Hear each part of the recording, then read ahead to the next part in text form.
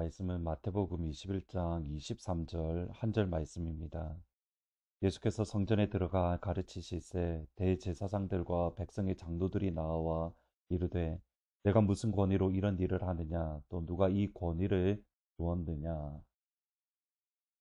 예루살렘에서의 예수님의 말씀과 가르침과 행동 하나하나는 이 땅의 삶이 일주일 남았다라는 간절함이 묻어 있습니다. 그 간절함 안에서 예루살렘에서 하셨던 첫 번째 사역이 무화과 나무를 저주하신 겁니다. 무화과 나무를 저주하신 것에는 예수님의 간절함이 묻어 있습니다. 그리고 무화과 나무를 저주한 그 핵심은 하나님과의 관계입니다. 하나님의 백성으로서, 하나님의 자녀로서 하나님을 예배하는 삶, 하나님을 찬양하는 삶, 하나님을 기도하는 삶, 그 열매를 하나님께서 원하십니다.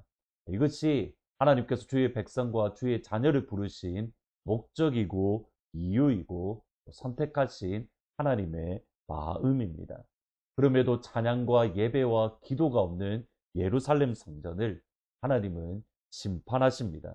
그리고 그 하나님의 나라를 예배와 찬양과 기도가 있는 눈먼 자, 맹인들에게 하나님은 그것을 하나님 나라를 선물로 주십니다. 이것이 예루살렘 성전 안에 있는 병든 자들을 치료하신 예수님의 사역의 의미입니다. 이 모습을 옆에서 지켜보았던 대제사장들과 서기관들은 예수님께 나아가 예수님께서 무슨 권위로 말씀을 가르치고 무슨 권위로 병자들을 치유하시는가 질문을 합니다. 23절에 무슨 권위로라고 말하는데 정확한 의미는 어떤 종류의 권위로라는 뜻입니다. 여기에 대해서 예수님은 24, 25절에 이렇게 말합니다. 예수께서 대답하시되 나도 한 말을 너희에게 물으리니 너희가 대답하면 나도 무슨 권위로 이런 일을 하는지 이르리라. 요한의 세례가 어디로부터 왔느냐? 하늘로부터냐? 사람으로부터냐? 사복음서를 보면 세례 요한의 사역을 먼저 설명하고 예수님에 대해서 설명하는 것을 보게 됩니다. 곧 예수님께서 선포하신 하나님 나라의 복음은 세례 요한에서부터 시작이 되어지는 겁니다. 그러니까 그만큼 세례 요한의 사역은 예수님께 중요한 의미를 가집니다. 그런데 세례 요한은 이 땅에 있는 어느 누구에게 그 영적 권위를 받지 않았습니다. 하나님의 말씀을 가르치는 권위를 받지 않았고 세례를 줄 권위를 받지 않았습니다. 세례 요한의 권위는 전적으로 하나님께 있습니다. 광야에 외치는 자의 소리, 광야에 외치는 자의 소리. 하나님께서 세례 요한을 보내어서 광야에 외치는 자의 소리로 그 사역을 감당하는 것을 이스라엘 백성들, 바리새인들, 심지어 로만 군인들까지 믿었습니다. 하나님께서 세례 요한을 보내셨음을 누구도 부인하지 못했습니다. 따라서 예수님의 이 질문에 바리새인들, 대제사장들은 어떻게 대답해야 될지 알고 있습니다. 예, 세례 요한의 세례는 하늘로부터 왔습니다. 하나님께서 주신 겁니다. 따라서 예수님의 권위도 하늘로부터 임한 것입니다. 이것이 답입니다. 하나님이 주신 권세로 예수님은 성전에서 천국 복음을 가르치십니다. 하나님이 주신 권세로 성전에서 병자들을 치료하고 회복의 역사를 일으키십니다. 하나님이 예수님을 보내셨음을 대제사장들과 서기관들은 이미 충분하게 알고 있습니다. 이미 사람들을 갈릴리로 보내어서 예수님의 치유의 역사가 정말 사실인지 아닌지 그들은 충분히 조사했기 때문입니다.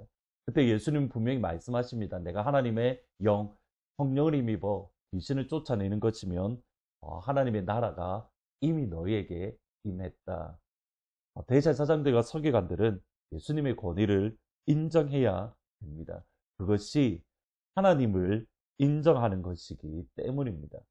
이것이 너무 당연한데 대제사장들과 서기관들은 엉뚱한 대답, 아니 정확하게는 거짓말을 합니다. 25절, 26절에 보시면 그들이 서로 의논하여 이르되 만일 하늘로부터라 하면 어찌하여 그를 믿지 아니하였느냐 할 것이요 만일 사람으로부터라 하면 모든 사람이 요한의 선지자로 여기니 백성이 무섭다 하여 예수께 대답하여 이르되 우리가 알지 못합니다. 우리는 모릅니다. 우리는 알지 못합니다. 의도적으로 거짓말을 합니다. 이들이 하나님을 몰라서가 아닙니다. 성경을 몰라서도 아니고 기도하지 않아서도 아닙니다. 그들은 항상 성전에서 기도하고 예배하고 또 하나님의 말씀을 읽었습니다.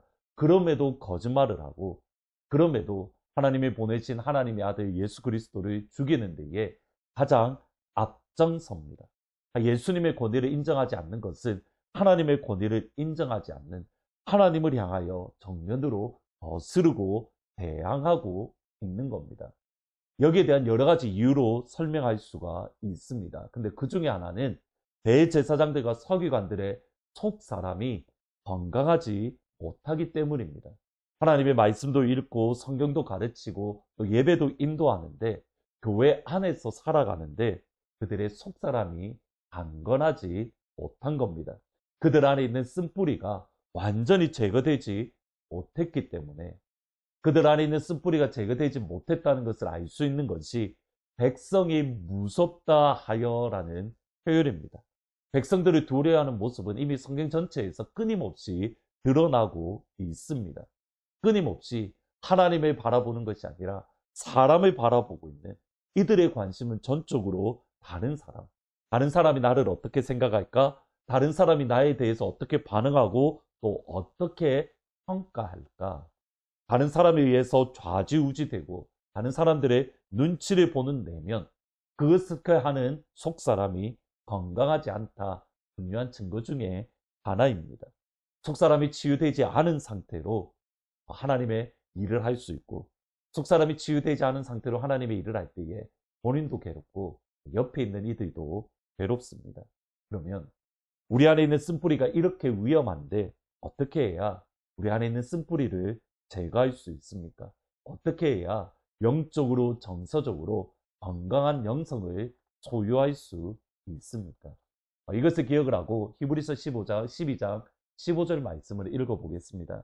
너희는 하나님의 은혜에 이르지 못하는 자가 없도록 하고 또 쓴뿌리가 나서 괴롭게 하여 많은 사람이 이로 말미암아 더럽게 되지 않게 하며, 이것을 헬라어에서 의역하면 이렇습니다. 하나님의 은혜가 여러분에게 부족하지 않도록 조심하십시오. 따라서 쓴뿌리가 여러분 안에서 성장해서 괴롭히고 많은 사람을 더럽히지 않도록 조심하십시오. 우리 성경에는 하나님의 은혜에 이르지 못한다라고 되어져 있는데 헬라어로 보면 하나님의 은혜가 부족하다라는 뜻입니다. 그래서 NASB라는 성경에서는 short of the grace of God, 하나님의 은혜의 부족이라고 번역합니다. 하나님의 은혜를 받았습니다. 아버지의 사랑을 받았습니다. 그런데 충만하게, 풍성하게, 넉넉하게 받지 못했습니다. 그때에 내 안에서 쓴뿌리가 자라나고 그 쓴뿌리로 인해서 나도 괴롭고 옆에 있는 사람도 괴롭고 또 하나님을 향하여 정면으로 거스르는 모습을 보일 수 있는 겁니다. 사실 삶만 따지다 보면 다윗은 참 힘든 삶을 살았습니다. 그 안에 내면에 쓴뿌리가 있어도 전혀 이상할 것이 없는 그러한 삶입니다. 근데 역대상을 바라보고 또 사무엘 상하를 바라보면 다윗 안에 쓴뿌리가 있었다는 것을 느낄 수가 없습니다. 그 이유가 시편 23편에 나옵니다. 5절 6절에 보시면 주께서 내 원수의 목전에서 내게 상을 차려주시고 기름을 내 머리에 부으셨으니 내 잔이 넘치나이다. 내 잔이 넘치나이다. 아버지의 기름 부으심이, 아버지의 은혜가 다윗에게 넘쳤습니다. 부모님의 사랑, 아버지의 사랑을 받지 못한 그 상처를 뛰어넘는 하나님의 은혜가 다윗에게 있었습니다. 그의 자녀들이 반역을 일으키는 그 아픔을 뛰어넘는 하나님의 은혜가, 아버지의 기름 부으심이 다윗에게 있었습니다. 끊임없이 백성들이 다윗을 향하여 반역하고 다윗을 미워하는 그것을 뛰어넘는 아버지의 은혜가 다윗 안에 있었던 겁니다. 오늘 기도하실 때에 아버지, 그 풍성한 아버지의 은혜, 내 안에 있는 상처들을 뛰어넘을 수 있는 아버지의 은혜를 풍성하게 부어주세요. 다윗처럼 내 잔이 넘치나이다. 오늘 기도하실 때는 센츄럴 대학교를 위해서 특별히 같이 기도하시면 좋겠습니다. 센츄럴 학생들 안에 있는 쓴뿌리가 제거되어질 수 있도록 아버지의 풍성한 은혜를 부어주세요. 내 잔이 넘치나이다. 그러므로 센트럴 대학교 가운데에 찬양과 예배와 기도의 모임이 일어날 수 있도록 하늘 문을 열어주세요. 같이 기도해 주시기를 부탁드립니다. 기도하십니다. 하나님, 내 안에 있는 쓴뿌리가 뛰어넘을 수 있는 아버지의 은혜를 풍성하게 부어 주옵소서. 대제사장들과 바리새인들과 서기관들은 다른 사람들의 눈치를 보는 그것을 뛰어넘지 못하는 그런 은혜의 부족함 때문에 그들은 여전히 쓴뿌리로 인해서 어려움을 겪었습니다. 하나님, 그것을 뛰어넘을 수 있는 풍성한 은혜를 부어주세요. 다윗처럼 부모님의 사랑을 받지 못한 그 아픔을 뛰어넘을 수 있는, 자녀들의 존경을 받지 못한 아픔을 뛰어넘을 수 있는 은혜를, 백성에게 사랑받지 못하는 그 아픔을 뛰어넘는 그 풍성한 은혜를 오늘 이 시간 하늘문을 여시고 사랑하는 모든 하늘문 가족들에게 풍성하게 부어주세요. 센츄리 대학교 가운데 그 은혜를 부어주시고 그들의 속사람을 변화시키는, 회복케 하는 아버지의 사랑을 넘치도록 채워주세요. 예수님의 이름으로 기도합니다. 아멘. 오늘 이 시간 우리의 아픔을 뛰어넘는 그 풍성한 은혜를 하나님께서 허락해 주시기를 주의 이름으로 축원합니다. 센츄리 대학교를 위해서 기도해 주시기를 부탁드립니다. 우리 보좌 앞에 모였네. 함께 주를 찬양하며 하나님의 사랑 그 아들 주셨네. 그의 피로 우리 구원받았네. 십자가에서 쏟으신 그 사랑 강같이 온 땅에 흘러 각 나라와 족속 백성 방언에서 구원받고 주 경배 드리네.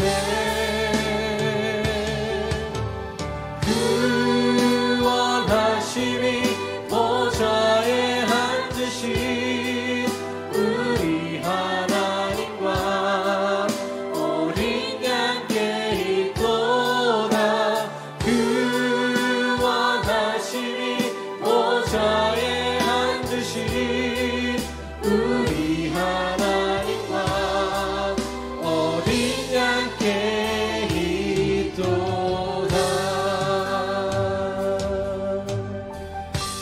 다시 한번 처음부터 우리 보좌 앞에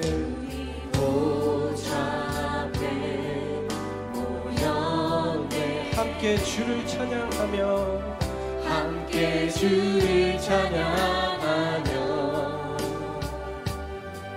하나님의 사랑 그 아들 주셨네.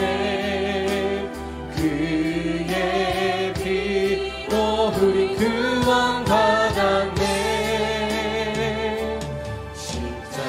십자가에서 쏟으신 그 사랑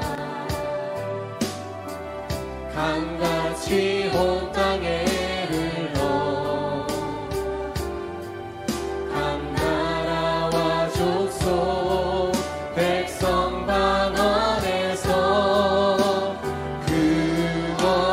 구원받고 주 경배 드리네. 구원하심이 보좌에 앉으신 우리 하나님과 어린 양께 있도다. 구원하심이 보좌에 앉으신 우리 하나님과 어린 양께 있도다. 구원하심이 보좌에 앉으신 구원하심이 보좌에 앉으신 우리 하나님과 어린 양께 있도다. 아멘. 구원하심이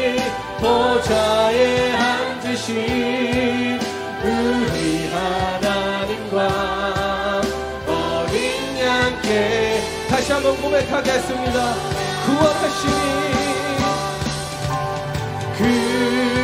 구원하심이 보좌에 앉으신 우리 하나님과 어린 양 그리스도가 구원하심이 보좌에 앉으신 우리 하나님과 어린 양께 우리 목소리로 구원하심이 보좌에 앉으신 구원하심이 보좌에 앉으신 우리 하나님과 어린 양께 있도다 구원하심이 보좌에 앉으신